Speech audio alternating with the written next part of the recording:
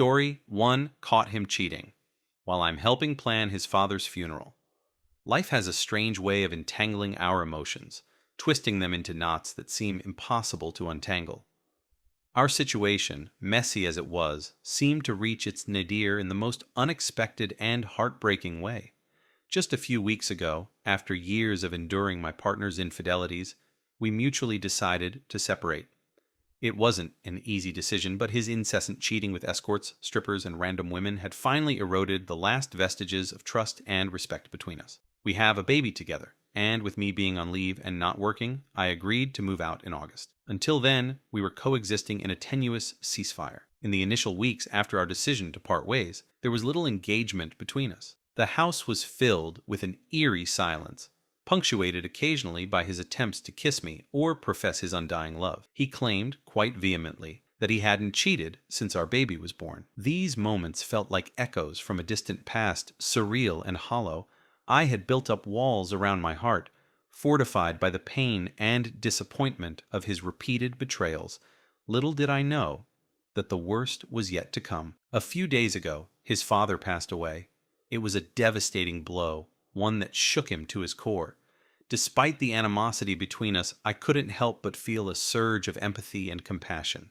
I had always cared deeply about his family, and the loss of his father hit me hard too. So, despite our fractured relationship, I offered to be there for him, to help him navigate the labyrinthine processes of funeral planning, life insurance paperwork, and the myriad other responsibilities that come with such a loss. From the moment I made that offer, I threw myself into the tasks with a single-minded determination. I coordinated with the funeral home, liaised with his family and friends, and took care of the logistics, all while trying to keep my own emotions in check. Throughout this period, he introduced me to everyone as his girlfriend, professing his love and devotion in front of an audience that had no inkling of the turmoil beneath the surface. It was a charade I played along with for the sake of his grieving family, but it left a bitter taste in my mouth. One afternoon, as I was reviewing some documents on his phone while he took a quick bathroom break, a notification popped up. It was a message from a girl on Snapchat. My heart sank as I instinctively clicked on it,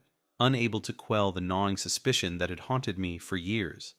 What I found confirmed my worst fears. He was sexting with this woman, exchanging explicit messages while I was knee-deep in planning his father's funeral. The realization hit me like a freight train.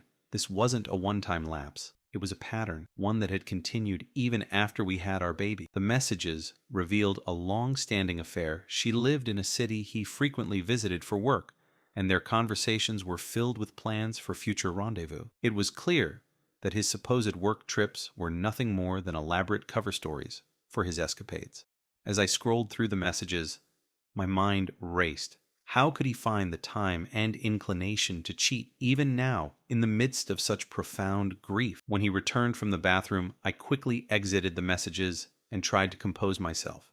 But something must have given me away, perhaps a fleeting expression or an unguarded look, because his demeanor changed abruptly. His eyes narrowed, and a coldness settled over him. I asked what was wrong, and he exploded, calling me a snake. The irony of his accusation was almost laughable. Here I was, trying to support him during one of the darkest times of his life, only to discover that he couldn't even pause his infidelities long enough to mourn his father properly. We were at his family's house, surrounded by relatives and friends.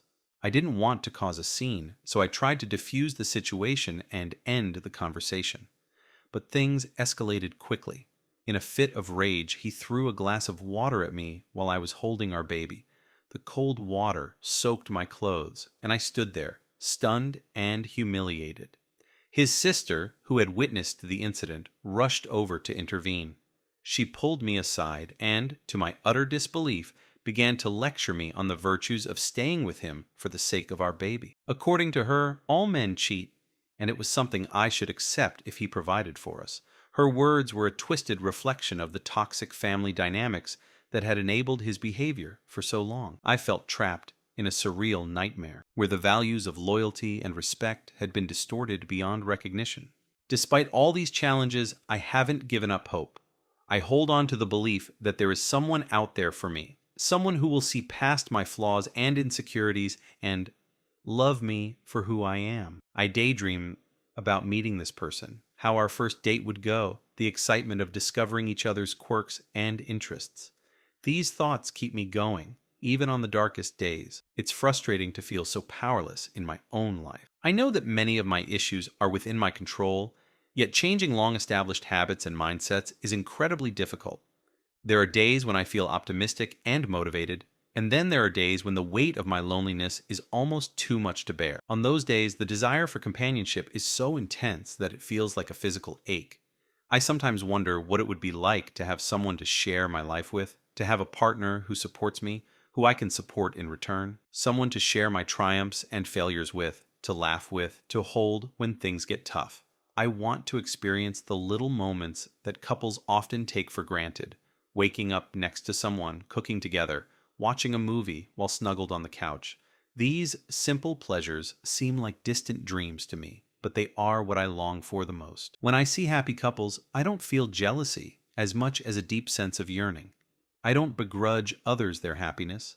I just want to experience it for myself. I want to know what it feels like to be in love, to have someone who cares about me as much as I care about them. I want to be someone's first thought in the morning and their last thought before they go to sleep. As I work on improving myself, I try to stay positive. I remind myself that change is possible and that I am capable of finding love. It's a slow process, but each small step brings me closer to my goal. Whether it's losing a few pounds, gaining confidence in social situations, or simply learning to be kinder to myself, every bit of progress counts. The fear of being alone forever is a powerful motivator.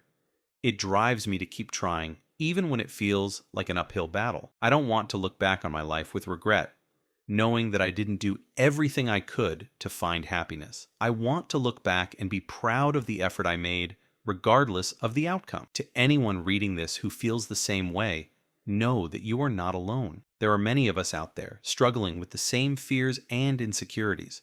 It's important to remember that everyone's journey is different, and just because you haven't found love yet, doesn't mean you never will. Keep working on yourself, stay hopeful, and don't be afraid to put yourself out there. Love is worth the effort, and when it finally comes, all the struggles and heartaches will be worth it. In conclusion, I just want a girlfriend. I want a partner. I want love, and I am willing to do whatever it takes to make that happen.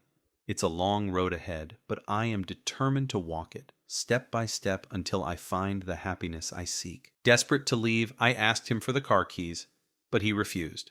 My phone was dead, and he wouldn't call me an Uber. I felt like a prisoner, held captive by his manipulation and deceit. In that moment, something inside me snapped. I couldn't continue to subject myself and my child to this toxic environment. With his sister trailing behind me, I made my way back inside the house, determined to find a way out. Her pleas for me to reconsider fell on deaf ears. I knew that staying with him would only perpetuate the cycle of pain and betrayal. I had to break free, not just for my own sanity, but for the well-being of my child. I packed a few essentials and, with the help of a kind neighbor, managed to get a ride home. Over the next few days, I threw myself into the preparations for the funeral, trying to keep my mind occupied. The house felt emptier than ever, a stark reminder of the void left by his father's passing and the chasm that had formed between us. The weight of his deceit hung heavily over me, making every task feel like a Herculean effort. As the day of the funeral approached, I found myself torn. On one hand, I wanted to be there to pay my respects to a man who had been a part of my life for so long and to support my child's connection to their grandfather. On the other hand, the thought of facing him, of continuing to play the role of the devoted partner while knowing the depths of his betrayal, filled me with dread. The morning of the funeral arrived, and I dressed in somber black, my heart heavy with conflicting emotions. I decided to go, not for him, but for his father and for our child. The ceremony was a blur of sorrow and remembrance.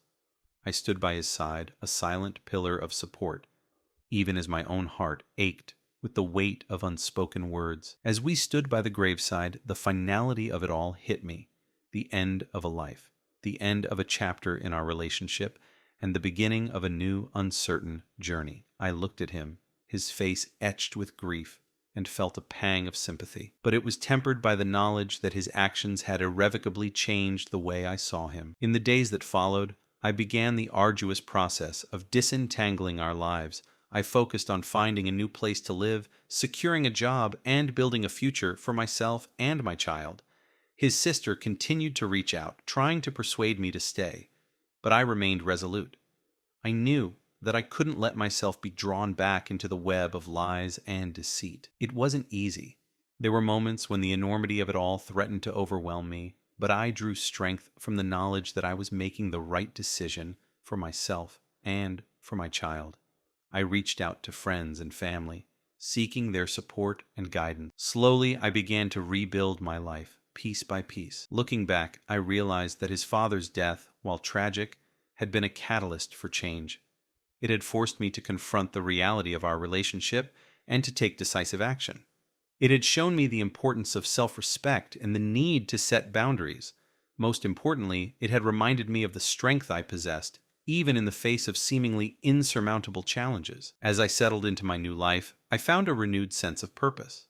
I focused on my career, my child, and my own personal growth. The pain of the past didn't disappear, but it became a part of my story, a testament to my resilience. I learned to forgive myself for the mistakes I had made and to embrace the journey ahead with hope and determination. In the end, I chose not to let his actions define me.